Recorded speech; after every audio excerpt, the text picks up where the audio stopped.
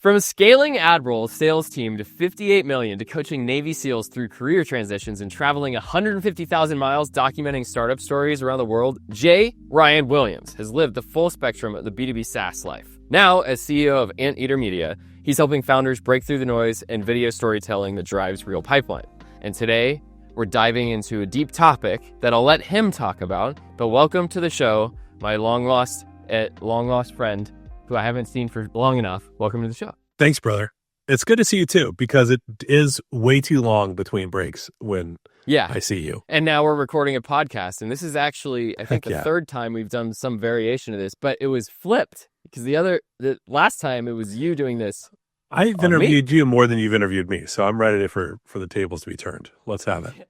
Yeah. Well, I would love to talk about what you're doing at Anteater Media and why it matters in today's world of all the crazy LinkedIn videos and the feed that I'm seeing now, where I feel like I'm on business TikTok. Yeah. Well, I'd rather be business Instagram than business TikTok. Personally, we can get into that one. Well, I don't have TikTok on my phone because it's China security. I don't have it on my phone. I've always thought that they were watching me. Everybody's watching me. Which is why I worked at all those security companies. It just felt uncomfortable. Somebody who's seen your media, who loves you from your public presence, who doesn't know you personally, asked me if I knew you for real or if you were just like a LinkedIn guy that I knew. And I go, oh no, I know McGuire really well. And they said, well, tell me about him. And I go, the only thing you need to know about Andrew McGuire is he's had an RFID block in his wallet 20 years before you knew what it was. And this guy's jaw drops and he goes, wait, really? Like he's that paranoid? I go, no, he's high energy and knows way too much for his own good. That's just doing things in knows a smart too much way. For his own good.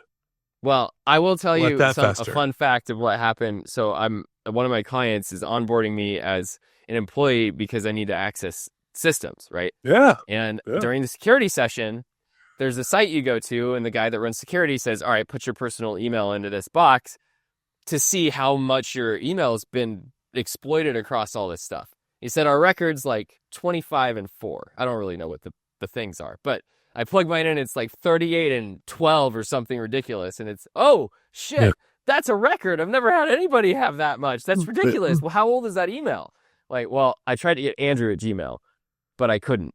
That's how early it was. It was like 2000 trying to get the Gmail address.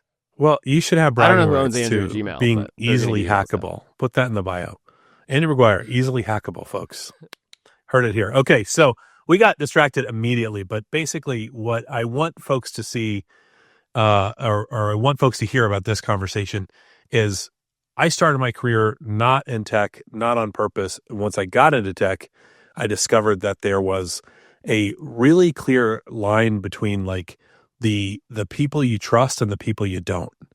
And because I had gone into sales actually not wanting to be in sales, it had me thinking a lot about like, how do I actually be valuable to clients, be valuable to customers? And I wasn't actually very good at sales, but the taking care of other people turned out to be the thing I was good at. So when we built the Admiral team, I ended up in like kind of the first sales manager there because we needed somebody to go build the team. Well, fast forward, 15, 20 years, whatever it's been. And now my career as an executive coach, I've gotten drawn into this new media craze because clients are saying, look, we're trusting you to help us develop as executives, but now everybody wants to turn a camera on. So in 2020, I had actually a coaching client say, the hardest thing, I asked her, what is the hardest part of your job? And this is a chief revenue officer at a public company. And during a coaching onboarding session, she goes, the hardest part of my job is that I have to leave my face on from 5 a.m. to like 8 or 9 p.m. What does that mean, leave your face on? Well, the women listening to the show will know exactly what that means. It's I can't take my makeup off. I can't relax. I can't just be myself because there's always a camera on now. Everybody's work from home. The camera's always on. I got to jump in. I'm doing a team update at the end of the day. Okay. So I can't actually like relax and be myself. And if you think about it, the reason we trust people is because we feel like we know them. And so that's going to be the definition of trust and safety. Like think about, like I've got a little dog now, not on purpose. My wife got a dog for the kids, and when did that happen? This is a couple years ago. And Elsie, she's 2-year adoption anniversary is next week, so I've been thinking about this a lot. She barks the heck out of my friend Matt when he comes over. He was just over last night. She went nuts. Why? He can't be Because she doesn't trusted. know him. Like there's some trust element. Now, Matt is also a very large man with an enormous frame. And so for like a 5-pound dog, it's like, oh my God, I don't know what to do with you because you're, Yeah, you're he's huge. he's an elephant to this dog. But when you think about it, it's like I only trust people I know because then I know that I'm safe. Well, I met them through somebody. So as soon as I walk in the room with Matt, Elsie's cool because she sees him with me and knows that we're in a safe place. The same is true at work. The same is true with our sales clients. The same is true when we're renegotiating something in our personal lives, buying a house or getting a car or whatever. It's, do I trust you? Right. Well, And so yeah, sorry, finish your thought.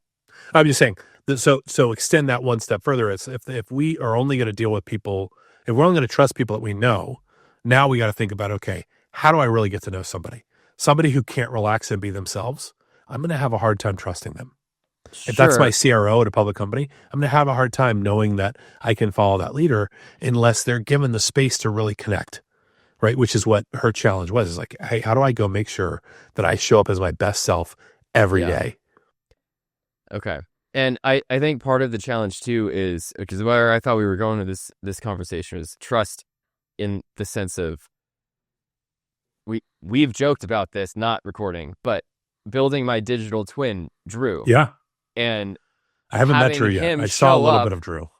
Well, yes, you did see a little bit. That I'm not sure what to do with that, because there was a post I think that Scott Alvaro put out talking about. I made a comment on one of his posts, and his response to me was, "Yeah, Andrew sent Drew.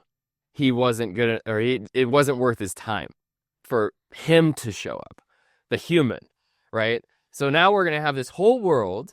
Because I'm really close to building Drew, and I'm thinking about, for all these documentaries that I'm doing, I can just put the script into Drew and have him read it. But I don't feel comfortable because he can't do any of this or have the animations, and I actually feel like it's Andrew the human. And then I'd love to see the prompt that you need to get the thing to actually bring your energy.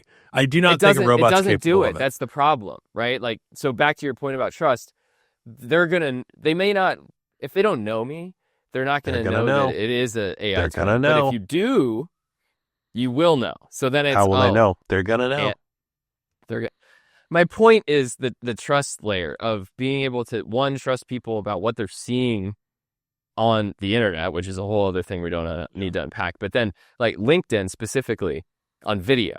And I'm finding like the pipeline generation strategy, and I've had different flavors of this conversation, that it's about trust and relationships. And that is the thing that now with the great ignore that I talked about with Mark Cosoglow, right? Like using video to build trust with your prospects, your employees on LinkedIn with video. So that's what's happening. And it can't be, in the other layer is that AI twin, which we can put back in a box. But I'm just saying the video on LinkedIn is a thing that I'm finding with my clients, that it's about long form text with images that show them, plus video, carousels, infographics, all this other stuff is just more influencery. But if I'm using video and doing it in the right way, then I'm building trust. That's the underlying layer with it, right? There's a great resource I want to point you to, which is the book called Trusted Advisor by David Meister and his team. It's a book I think that coined the term trusted advisor. A lot of enterprise sales reps run around going, I want to just have your trusted advisor about security or software, whatever. But at the trusted advisor, they break down a trustworthiness score for the people we interact with. And these guys were actually writing a sales book for lawyers, but what came out of it was a way that we can all go around and figure out like why we trust somebody or why we're trustworthy. And it was 4 elements actually, and it's really simple. One element is your like selfishness. What are you doing, right? Why are you doing it? The other 3 are credibility. What do you know? Reliability. What do you do? Intimacy. How you make people feel. Okay. So now think about that. Yeah. We've talked about some, because I talk about it a lot with coaching clients too, because what they're looking to do is build their career and take over bigger roles, bigger teams. A lot of times people call me when they're in transition. Well, the number one factor to whether or not you're going to be successful as an executive is whether or not somebody trusts you. And if you think about executive presence, it's just trust, right? So it's easy to go, oh, that person looks like an executive. They've got executive presence, or I voted for that person because this is how they come across to me, right? It's all about whether or not there's some element of why I can trust them. What do they know? Credibility. Reliability. What are they doing? How do they make me feel? Do they laugh when I tell them what my problem is? You call a lawyer up and you're like, hey, look, I got this tax problem. If they laugh because you filed the wrong paperwork, do you feel safe? Do you feel like that, that vulnerability you created, that intimacy moment? I'm laughing about the tax person, but that just happened to me. That just happened to me. And do you trust your tax person? Scale of 1 to 10, how much do you trust your tax person? Well, now I have a different one now, but that one, All right. So I want to dig into this, and we don't have time, but I think everybody just heard your tone and knows what I'm talking about. We've all had that moment where something turns, where that person you were going to trust, you don't trust anymore. And then it's all gone immediately. So I'm going to make a bet without knowing your personal situation with like the tax person, that the number one factor that changes that is self-orientation.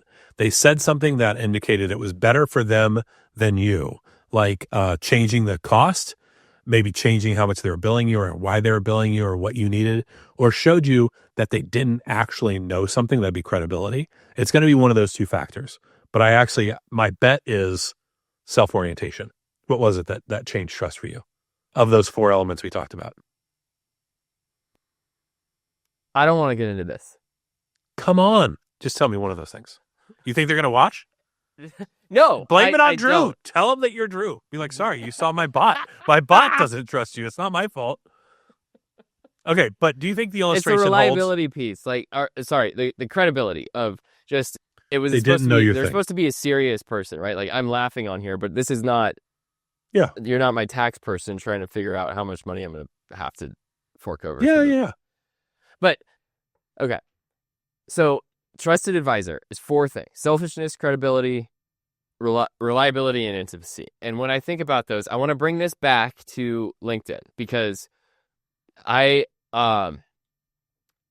started this podcast accidentally. You might think that it's selfish of me. Like, why is Andrew starting a podcast? What is he being selfish about, like trying to capture more attention? And I just started recording stuff because I was having conversations with people anyway, and I thought that were just too good. It. Yeah. So then a podcast popped out, and then the credibility, I just being able to talk about this stuff and have video content. That's back to my point about trust, right? And showing up every day, and that is the consistent feed of like, I know I'm going to get something from this person on LinkedIn that is the leader, and then intimacy. I don't know how that one feeds into this, but I do want you to talk about that for you.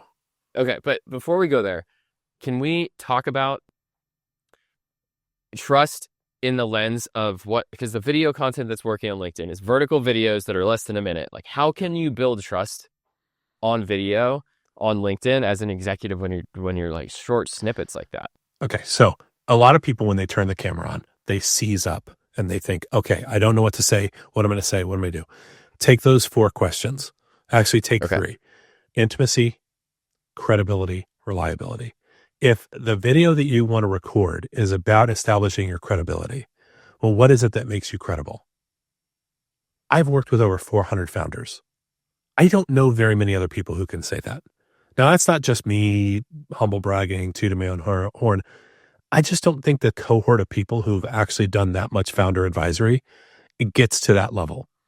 I've traveled to 22 countries helping startup accelerators. So I've met a ton of founders in a ton of different situations. I think that if I can include that in my context I give you for my answer, when you go, what type of videos should founders be doing? I can say, I've worked with over 400 founders, and most of them have a piece of their background that they're reluctant to share, but it's the thing that means they're the right person to start this company, right? You worked in security software. Yeah. Would you agree that the founders had something about their background in security that most people didn't know but should? Right? It might have been a brand like, oh, this person worked at Exxon or whatever, and that means that they know a lot of stuff. But usually it's I had a personal moment with this problem. And now if I move that out to the forefront, that establishes credibility of like, I've had this problem, right? Yeah. You had Right. a problem with sourcing tax people. So if you're working in that space, you're more credible about advisory because you've had these experiences, life experiences. Yeah. Yeah. Okay. That helps clarify things. So I know we could just keep going, but I do want to try and wrap this up into, Okay, land the plane. well, No pressure. no pressure. What do you think is the number one pipeline generation tactic that most people have wrong to help organizations just unlock this? Like, what is the number Yeah. one thing that they could be doing? The number one thing that people have wrong is that they're doing outbound at scale still, and they haven't turned that spigot or, we think about outbound as like a big faucet, right? Like I'm going to turn it on and just, flood the market. But really we should be thinking about more like the nozzle of a fire hose. There are times that you want to focus that fire hose and there's times that you're going to shoot it broad.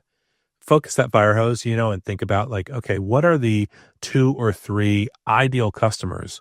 And now apply that to some of your mass marketing.